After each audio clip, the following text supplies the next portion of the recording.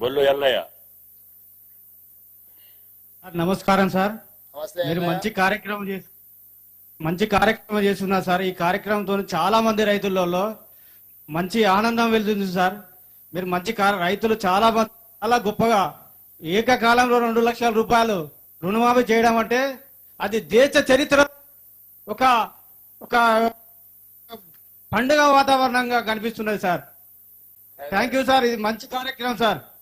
ఎల్లయ్య, ఈ రైతు రుణమాఫీ డిక్లరేషన్ వరంగల్ డిక్లరేషన్ పేరు మీద వరంగల్ లోనే చేసినాం, నీకు తెలుసా? తెలుసు సార్. ఆ రోజు మన ఇక్కడ ఆర్ట్స్ కాలేజీలో మన అక్కడ ఆర్ట్స్ కాలేజీలో మన సోనియా గాంధీ గారు మన రాహుల్ గాంధీ గారి సమక్షంలో మరి ఒక మాట ఇచ్చిళ్ళు. ఆ మాట ప్రకారం మీరు ఖచ్చితంగా ఆ మాట నిలబెట్టుకున్నారు.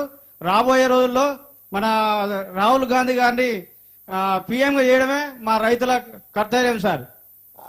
దానికంటే ముందు ఒక పని చేద్దాం మనం, నువ్వు సరే అంటే ఆ పని చేద్దాం. అదే ఆర్ట్స్ కాలేజ్ మళ్ళా 5 లక్షల మందితో మీటింగ్ పెడదాం, ఆ రాహుల్ గాంధీని పిలిచి పెడదాం సార్. తప్పకుండా పెడదాం సార్. మళ్ళీ మీరు అందరు రైతులు వస్తారా? చాలా మంది వస్తాం సార్. మేము రైతులు ఇక్కడ వరంగల్ జిల్లాలో దాదాపుగా వరంగల్ జిల్లా అంటేనే రైతు సార్. ఇక్కడ చాలా మంది వస్తాం సార్. మీ తరఫున ఢిల్లీ పోయి మేము రాహుల్ గాంధీ గారిని పిలవచ్చా వరంగల్ కు రమ్మని? వస్తా సార్, నేను వస్తా సార్, కంపల్సరీ వస్తా సార్. అదే మరి మీ తరఫున అందరి తరఫున పోయి రాహుల్ గాంధీ గారిని వరంగల్ కు పిలిస్తే నెలాఖరికి మరి పెద్ద సభ పెడదాం. ఓకే సార్, కంపల్సరీ నేను వస్తా సార్. మేమందరం మా రైతులందరం తీసుకుని వస్తా సార్. ఓకే ఓకే ఎల్లయ్య, మంచిది, సంతోషం. వరంగల్ సభ పెట్టుకుందాం అయితే మరి. Okay sir, thank you sir. Okay, మంచిది, సంతోషం.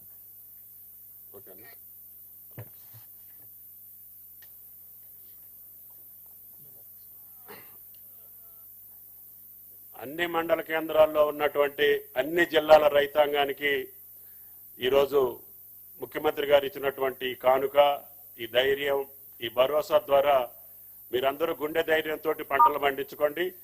తప్పకుండా ఇంకా చేయాల్సినటువంటి అనేక రకమైన కార్యక్రమాలు తప్పకుండా చేసే శక్తిని మీ ద్వారా ఈ ప్రభుత్వానికి కల్పించాలని, మీ ఆశీర్వాదం రేవంత్ రెడ్డి గారి ప్రభుత్వానికి మాటిచ్చినటువంటి రాహుల్ గాంధీ గారికి, సోనియా గాంధీ గారికి ఉండాలని చెప్పి రైతాంగం పక్షాన అఖిల భారత కాంగ్రెస్ నాయకులకు కూడా ధన్యవాదాలు తెలియజేస్తూ గౌరవ ముఖ్యమంత్రి గారిని రైతులను ఉద్దేశించి ప్రసంగించవలసిందిగా కోరుతున్నా. ధన్యవాదాలు. ఈ కార్యక్రమాన్ని ఏర్పాటు చేసిన వ్యవసాయ శాఖ, ఆర్థిక శాఖ మంత్రివర్యులకు,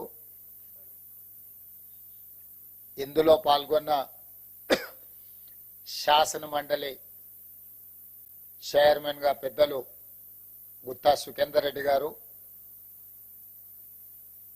అసెంబ్లీ స్పీకర్ శ్రీ గడ్డం ప్రసాద్ గారు,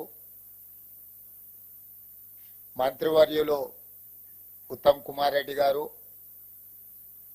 దుద్దిల్ల శ్రీధర్ బాబు గారు,